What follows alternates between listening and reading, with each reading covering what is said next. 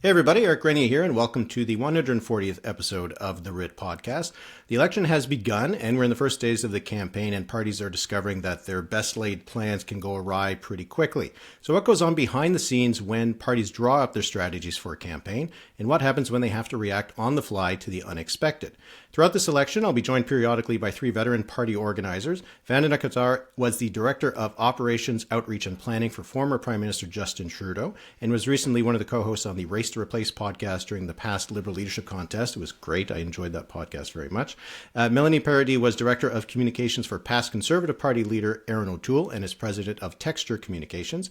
And Cheryl Oates was the Executive Director of Communications and Planning for former Alberta Premier Rachel Notley. She's Principal at GT Executive Advisors and is the co-host of the Discourse podcast. Thanks to all of you for being here. Thanks for having us. All right. So I'd like to use this podcast to help listeners, help viewers understand what happens during election campaigns. And we'll talk a little bit about what we thought about what actually unfolded, but I'd like to go behind the scenes as much as possible to try to explain really, how the sausage is made in the course of an election campaign. And I thought we would start really at the beginning. So on Sunday, we had launches from each of the campaigns. We had slogans being presented for the first time. I'd like to know what parties do, one, to prepare for those launches, and also what goes on with the slogans. Melanie, maybe you can kick us off. Is it like a slogan by committee? Like, how does that come about? It's a slogan by focus group, certainly. That's definitely a thing. So in a normal election, you will have planned out your slogans, your materials, your messages, your platform, like months, weeks in advance. You would focus group your slogans, your key messages to see how they perform, and you would you'd go in with a good idea of what you want it to be, but you probably have a couple of different options. And then the focus group is really key in helping you to understand, like, how does this message resonate with your target demographic? So is it 45-year-old women? Is it 18-year-old men? Because those are probably two different things that you're saying. And so that focus grouping really helps to figure out like which one's going to work for the broadest cross-section of your target demographics. Vandana, how many slogans are thrown in the waste paper basket? The last one I went through, I think there was about 10, even 12 that people were playing with. Different versions of similar things that they actually used. And sometimes it's just like a word off here and there. Sometimes they're two completely different directions. Sometimes it just sounds differently, even though it's saying the same thing. But really, what does it mean to people? And same thing, similar to what Melanie said, the test amongst different groups. But I would say after you have 10, 12, it kind of goes down to 5, 4, 3. And then finally, you're kind of going against, like, what is your broadest coalition of voters? And how does this particular one help to resonate with those voters? But also, is there sub-messaging that you may want to use throughout the campaign that also aligns with that overall slogan? Cheryl, how much thinking goes into this? Is there too much? Like, do slogans matter that much? I hate slogans. Like, I think way too much thinking goes into slogans. Not to say I haven't been a part of it. I have absolutely been a part of it. But at the end of the day, in most elections, and we can talk about whether this election's different, but in most elections, I don't think when you go to the ballot box, most people could tell you what any party's slogan was in any particular election. Usually, I would say this is a combination of both what my colleagues in this panel have said, focus grouping and sentiment, but it's also in concert with ideology. So, there's certain slogans like the NDP, for example, for years and years and years, it's going to be like on your side, fighting for you, forward together, something else about being together. And that makes us feel really good. And it's a great rallying call for your base. But at the end of the day, I'm not sure it means anything to the regular voter. Okay, well, let's discuss some of those launches and slogans that took place. Vandana, so Mark Carney at Rideau Hall has a speech. Canada Strong is the slogan that the Liberals have chosen. I imagine when you're the Prime Minister, you pretty much have to do your launch at Rideau Hall. Yeah, for the most part, I think that's like the easiest thing. You're the first out of the gates. It's the main message. Usually that's when people are tuned in the most. So why not take that advantage? So yeah, he would. I think most prime ministers would think that was the best way to kick off your campaign. And Canada Strong, I imagine, is trying to be reaction a little bit to the Conservatives with their Canada First, which is what we thought it was going to be. And then we found out on election day they added, or I should say Writ Drop Day, they added for a change, just to make that extra point. Canada Strong does seem to be a bit of a shield, I guess, perhaps against what the Conservatives were proposing. I would say, like, during the campaign, I actually heard a lot of building Canada from Mr. Carney. I think they probably focus grouped it a bit more and thought Canada Strong would meet the moment. But also, I think it sounds like their backdrop is going to be, where does Canada stand amongst these tariffs? And they feel like that resonated the most with people. Yeah, Melanie, go ahead. I think that it's actually a riff off of Protect Ontario, which was Doug Ford's slogan in the provincial election that worked really well and resonated with a lot of voters. And I mean, clearly he got his third majority. So I think more than anything, it's not actually a response to the federal Conservatives. It's a riff off of what was successful in Ontario. Melanie, Pierre Poilievre launching in Gatineau with the view of Parliament Hill in the background. I'm pretty sure I've seen Jack Layton there. I'm pretty sure I've seen Tom Mulcair there. Does seem to be a favorite place for opposition leaders. What was the thinking behind that, do you think? Look, it's a great location in terms of the backdrop. I personally hate like human backdrops at launches because you're going to be speaking for such a long period of time. People are going to get uncomfortable. So you kind of need like a vista of some sort. And so that, I think it sends a strong message, like, this will be your representatives in Ottawa. We're going to fight for you from here, from Parliament that many of you haven't seen in a long time because it hasn't been sitting. And so that, it's hard to pick a place that sends a strong message of Canada in a picture. But I think that's an immediately identifiable place for the average Canadian. Cheryl, the New Democrats have In It For You, which I'm pretty sure, I think they've used it in a previous campaign, or at least something similar. But you have, with the Liberals and the Conservatives, it's very clearly aimed at Donald Trump because they're talking about Canada First or Canada Strong. The NDP goes for In It For You. Is that they don't want to compete on that same floor as the Liberals and Conservatives on the Trump issue? Is that it? Yeah, that's part of it. I think that's an impossible expectation for the NDP at this point, to compete for like who is best positioned to fight for Canada as the prime minister of the country in these economic circumstances.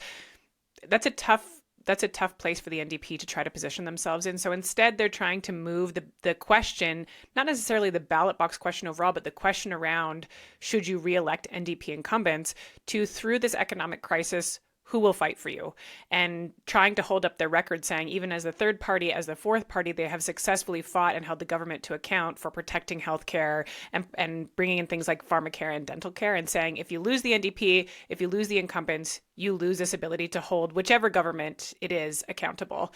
So it's a much different argument that the NDP is putting to the public than the Liberals and the Conservatives are. All right. Does anybody think anybody won the first day in terms of the best slogan, the best launch, the best visuals? Anybody? I think it's like, and I think it's bold that the Liberals are working to take the Canadian flag back. That has been sort of owned by Conservatives, and it was, a big fixture of the COVID-19 protests. And by making a Canada Strong slogan and putting up the Canadian flag behind everything, it is sort of taking it back, and rather than say divide the country, and decide which direction we're going to go in, they're sort of saying let's all come together and fight for Canada first. Vandana, I think you wanted to get in there. Yeah, I was just going to say, I think Mr. Carney's win for that day is really just that there's a lot of people who still think he's untested. So I think coming out the gate strong, giving a good speech, something, and also giving something that I think people didn't expect of them, which is a middle class tax cut. I think that was unexpected. I think that also covers a lot of the affordability measures and concerns that Canadians have. So I think that, and then flying off to Gander. So I think it showed that he's in a campaign mode. A lot of things I think people were worried that he wouldn't be able to do, but I think he wanted to show that he is a strong campaigner and he's ready to do this, and that's what he did. Okay, you mentioned that he went off to Gander. So I want to get into that next aspect. So there's the launch, you do it in Ottawa, then you go off to where Poilievre went to his riding first, and then he went off. I'd like to know, though, Vandana, how far in advance is that tour planned, especially when we're talking about a 5-week campaign? Do they have it drawn up in January where they're going, or is it, how does that planning unfold? I mean, in January, there was different prime ministers, so things do change. I would say, and like, I've done the tour planning. Like, you have your wishful thinking, which is this is what I like to have a month out. But then also you have to move and change with the time. So a lot of it comes on with what are the ridings you're targeting. And that has shifted, I think, from Justin Trudeau to Mr. Carney. Like, a lot of things have shifted. So where are those targeted ridings? Where do you have show up votes? Where does it make sense to have your message of the day? You see with Gander, with Halifax, with Windsor, there's always still that backdrop of the U.S. And I think even though they're talking about the economy, they're talking about vis-a-vis how it reacts to the U.S., right? And how do you inoculate Canada from any future issues with the U.S. as well. So a lot of times you'll think about what is your theme.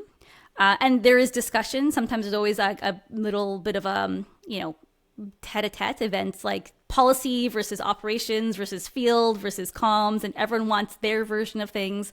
So it's about, and usually kind of for us, like what wins in the day is what tests the best. Where do you actually go into the field? Where does the prime minister or the leaders, where does he, wherever he'll be, will that help shore up votes and firm up those Liberal voters that you need to have? Melanie, go ahead. I loved that Carney started in Gander. Because the story there is really the comfortable way story. That's the message that you're sending to Canadians about the relationship that we are supposed to have and want to have again with the United States. It also sends a message to the United States as a reminder that on 9/11, on September 11th, 2001, 30 some odd planes landed in Gander, and the people who were on board those planes were taken in literally to the homes of Canadians, everyday people in Newfoundland.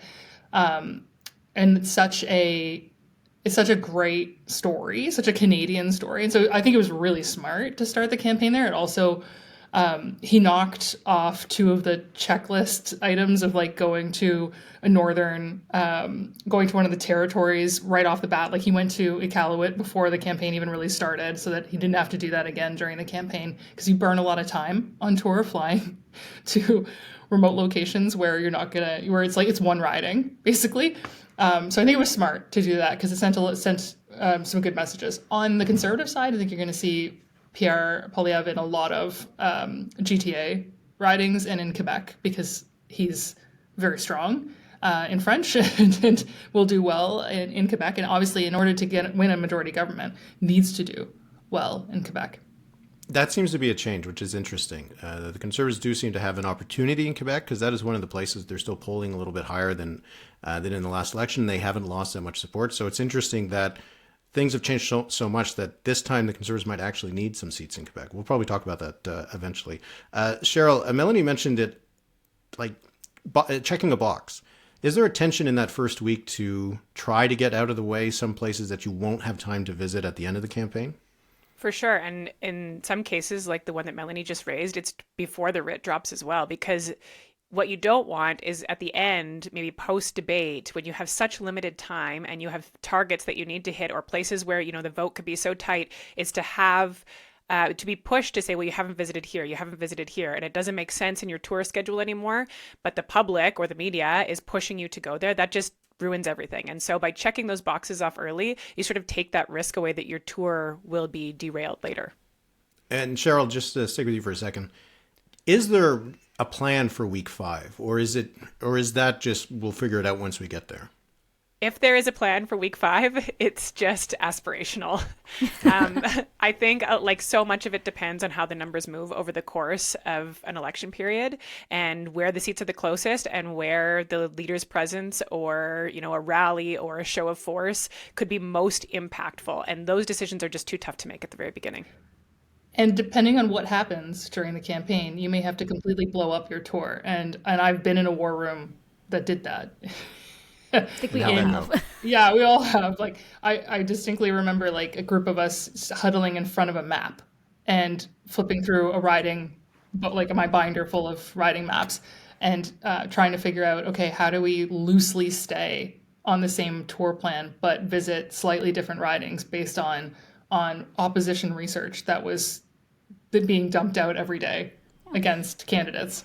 And the other thing is external events. So some things like global events can happen that can shape that your narrative, that all of a sudden your tour doesn't make sense or it'll look like it's it's not at the moment appropriate. So when I can see that happening during this month, whatever the US does, I can see all three parties trying to have to pivot to react to that, to show Canadians that they're in tune to that. This is going to sound dumb because I've never done it before, but how easy is it to book something else all of a sudden? You have Not to. easy. It You're is. basically planning a wedding every day of the Writ. But with like limited staff. But tour teams, Limited like, tired staff. I've not led a tour team, but I've worked really closely with the person who's leading the tour team. And I have found that the people who take on these jobs can move mountains. Like, you're like, we just decided today we want to do a giant rally tomorrow. Okay. Like, you get a lot of eye rolls and a lot of like under your breath curses. But the tour teams are incredible. And that's part of the campaign, is like being ready to pivot on a dime and being ready to pull off an event tomorrow that you didn't know that you were doing today. And I would say, probably 50% of the campaign comes together like that. Yeah, and I think not just tour teams, but also your caucus, people on the ground, those relationships that parties have built over the X amount of time until a campaign. So you can call a stakeholder and like, can we go to your site really quickly? Or call a caucus member, like, can you pull 100 people to this event tomorrow? Like, that's also key. But yes, tour teams do like miraculous work. Even in winning campaigns, is there lots of tension between those different teams? The policy people, the tour people, like the HQ people, or is it, if it's going well, it's going well? If it's going well, it's going well. But Okay. Yeah. I would say there's... Go ahead. Go ahead. Okay, I would say there's always tension, at least between the org side and the comm side. Any campaign that I've worked on, they are literally like physically sitting in separate parts of the campaign office. And typically the resources, at least some of the resources you need to do all the things that comms wants to do, are shared by the things that org wants to do. Like if, for example, the Conservatives kicking their campaign off with a giant rally, like that was a lot of the org team that had to say, we're not going to put up signs today. We're not going to knock doors. We're not going to do all these things that we had on our list. Instead, we're going to organize this rally. And that's, a draw on resources. And so there is always, butting heads, people feeling like they're not heard or their ideas aren't prioritized. And that will exist whether a campaign is doing well or not.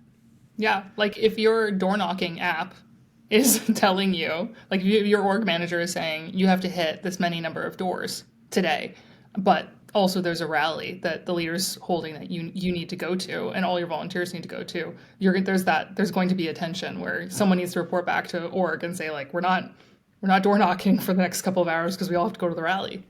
I think there's also how do those teams interact. So to Cheryl's point, like we're all in separate like cubes across the campaign office, sometimes different parts of the country, but sometimes where the field team wants to go or where the comms team wants to say doesn't make sense in that part of the country.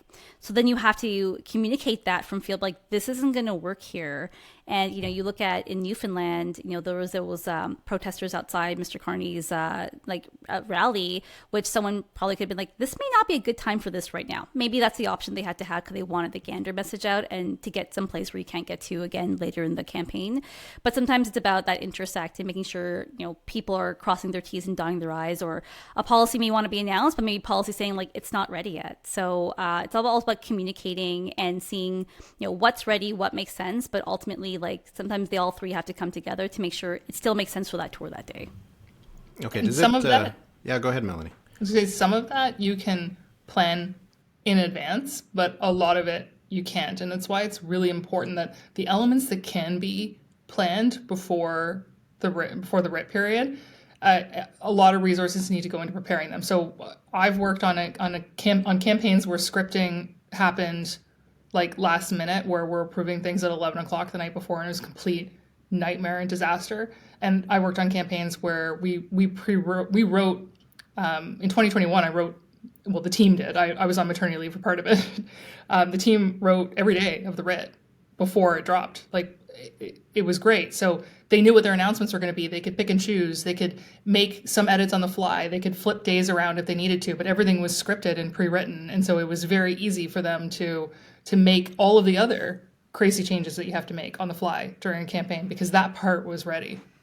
I just wanted to Eric tell you there's just like a quick story, because in in 2024, last year, I ran the Saskatchewan campaign. And I would say everyone who works on a campaign has like a background. Like my background's comms.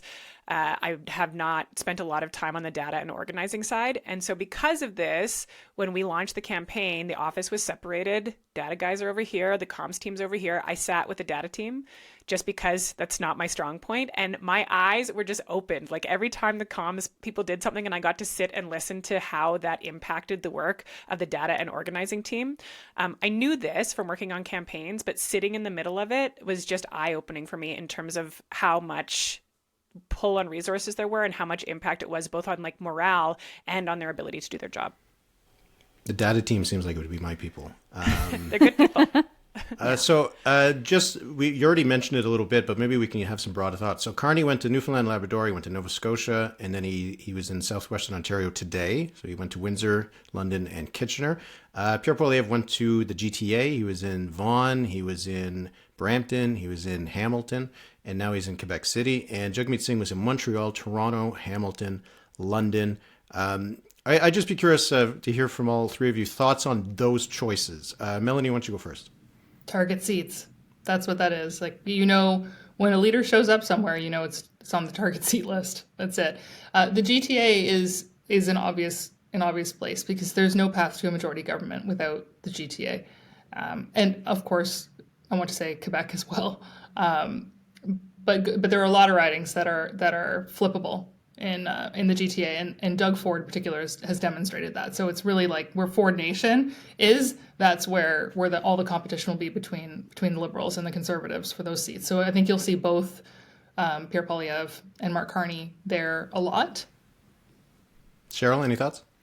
Yeah, I agree. I think it was really, really strategic for the Conservatives to start in the GTA. And really, I mean, the rally, you can argue whether it was a good idea or a bad idea, but it certainly got a lot of coverage. It created a lot of hype. There are a lot of people talking about it. The Conservatives needed that in the GTA out of the gate. And like in all campaigns, you don't know if you're going to get that opportunity down the road. You don't know if you're going to get that kind of turnout or energy down the road. So they have it now. I think it was a good way to sort of harness that energy and show that they do have a lot of support in that area.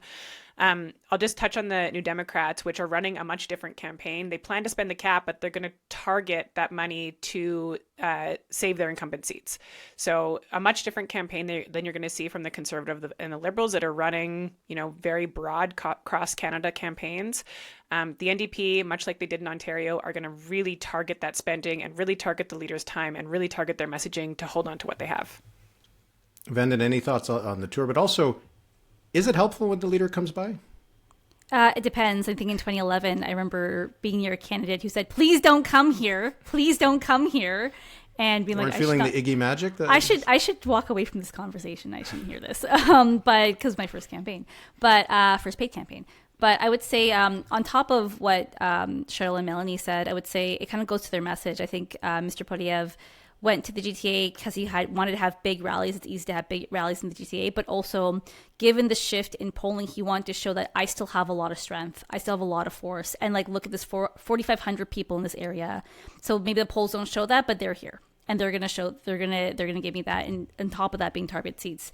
I think for Mr. Carney, he's more focused and smaller. I think, that plays to their strength. And I think Mr. Poilievre is that kind of gregarious, lead, like he's a speaker and he galvanize a large audience. But I think Mr. Carney likes smaller audiences. He likes to be more intimate. People are still getting to know him.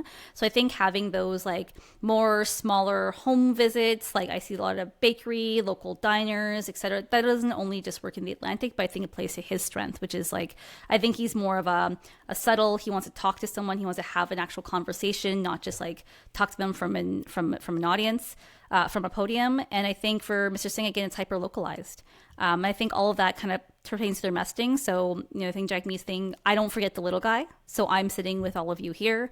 I think Mr. Poilievre's like, I still have a lot of force behind me. And Mr. Carney's like, you can get to know me, but I know my stuff. And every region, I'm going to have an announcement that also, pertains to that region specifically. Okay. Now, we were talking a lot about planning. And of course, eventually events come in and your plans change. And And you need to be prepared for that, right? So, Cheryl, what mechanisms, what structures are usually in place for a party to deal with the unexpected on a given day, be it a news story, a controversy, a candidate gaffe, anything like that? Well, I would say the first tool is really, really open lines of communication.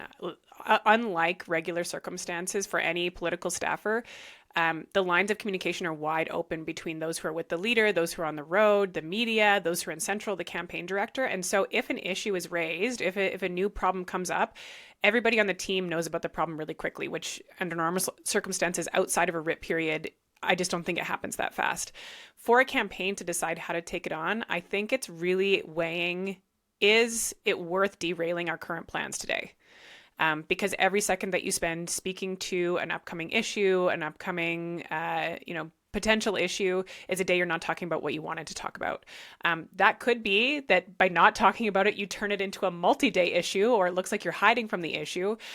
So it's a sort of the meeting of the minds to decide, is this worth us taking on today, going off message, perhaps making it bigger, or should we just let it go? And there's no formula for that. It's just not science, it's an art.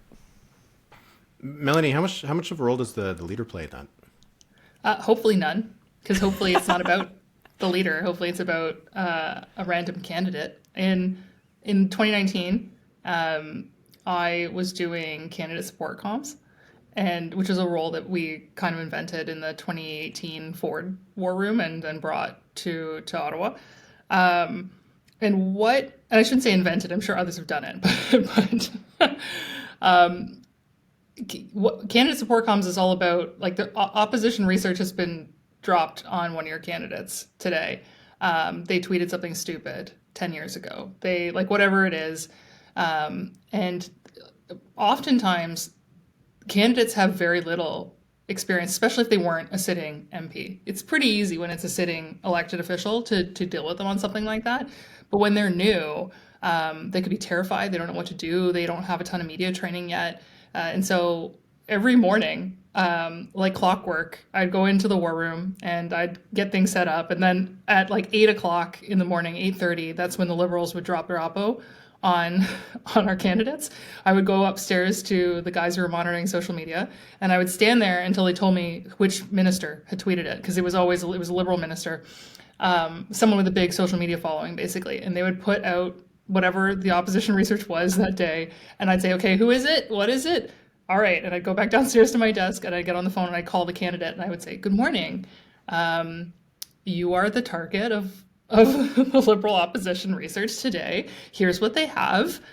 Here's what we're going to do. I'm going to help you with an apology. And I would write the apology for them. It depended on what it was, of course. And then we would just try to manage the rest of the day, because it usually corresponded with who we were on tour with that day, because the Liberals had planned it all out quite smartly, frankly.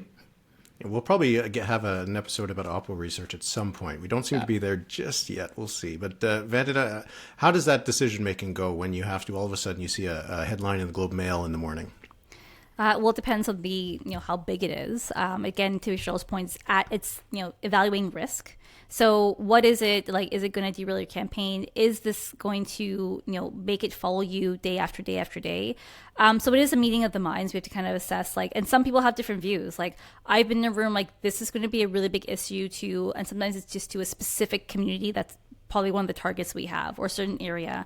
And someone else will be like, well, I don't think that's going to play.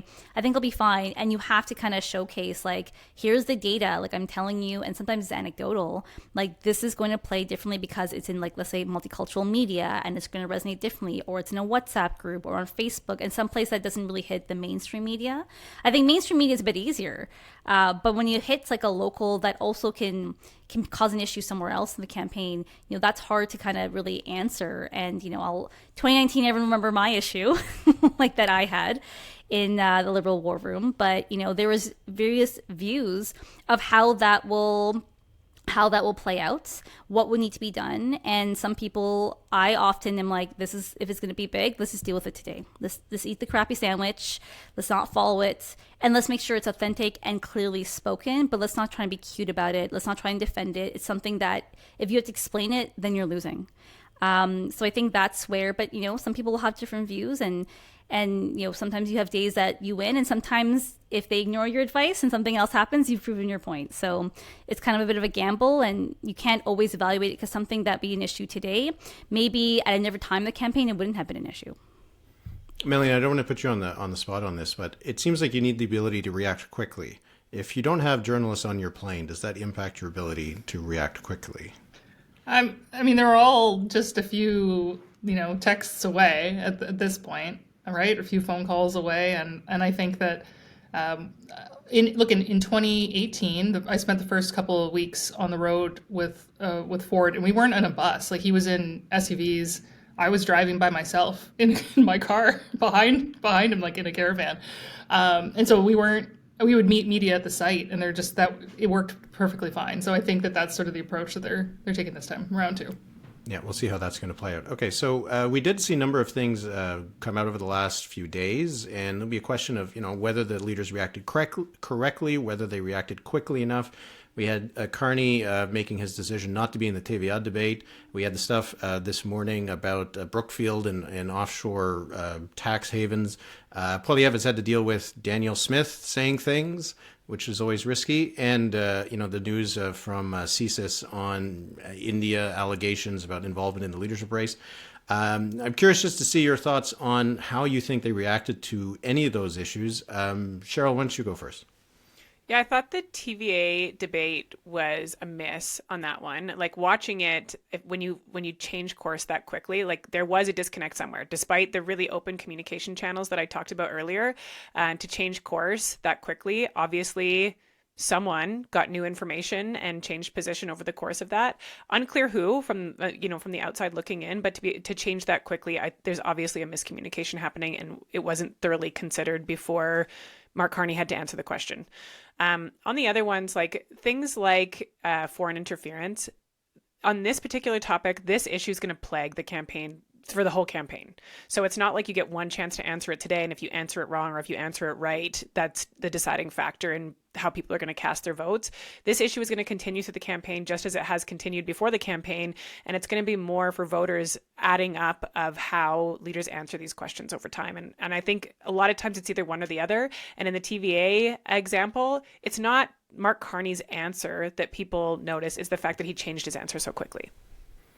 I do have some questions whether he was talking about the debates in general rather than one in particular. It's a little bit sometimes unclear. But Vandana, what struck you from sort of the reaction to events over the first week or days? We're only 3 days in. It feels like it's already been a month, but yeah. I think all the campaigns are still ramping up how to answer these things. It didn't seem like any of them were prepared, and these are things you often don't prepare for, but really just kind of going into what is, I think for Tavia, as much as I think there was miscommunication, was he talking about Tavia? I heard it as the French debate, but a lot of people thought it was Tavia. But I think he answered very quickly that, like, the day of, like, I'm not going to, by the end, you had a firm answer on that, right? And I think that is the way to go. I think anything else that can get the public to draw a conclusion that you don't want them to draw or add gray area is never going to be good for a campaign, because then, especially right now with social media, every influencer, every Twitter warrior can draw a theory about it or assume this about it, or it gives fodder for the opposition or the party you're fighting against to put an ad about it and draw the conclusion for people. For you. So I think being clear and concise is most important. I think you're going to see when you're not clear and concise over the campaign, it's going to continue to plague you. Melanie, what did you think about how everybody, was anybody sure-footed this first few days? So I'm always surprised when, like, look, there's unknowns that come up, but then there's known unknowns as well that you can prepare for. Now, I would suggest that Daniel Smith's comments, those kind of came out of the blue, and those are things that you're not expecting. And of course, your rapid response team, issues management, they need to come up with your strategy and how you're going to respond to that very quickly in coordination with the comms team and the candidate, of course. But there are some other things like foreign interference, for example, that have been an issue for a year and a half, longer, 2 years now. And there was just like absolutely no reason for people not to be ready for that. I think the issues management team, when you start a campaign, the first thing you need to do is to figure out, like, what are the problems going to be? How are they going to attack our candidate? What are the things that they're going to throw at us? what things do we know about our candidate and their weaknesses that we need to expect our opponents to unearth about them, or if it's a known thing, to just bring up again and throw at them? And how are we going to deal with that? That all should have been planned out well in advance. And then, of course, like, as I said, you have things that come up out of the blue that you had no idea were going to be an issue, because no one on the team knew about them until the media suddenly calls you and says, hey, we've got this thing. And that's going to be the nightmare scenario. And then it you is panic. always a nightmare. Yeah. Yeah. All right. Well, we'll see how many more of those we're going to have over the course of the campaign. It's only been a few days, and it's already been kind of spicy. So I think it's going to be an interesting campaign. And I really enjoyed this conversation. I'm looking forward to the next time we can chat. So I know you're all going to be very busy, and so I appreciate you taking some time. And looking forward to the next time we can discuss what's going on in this crazy election. Thanks for having us. Thanks for having us.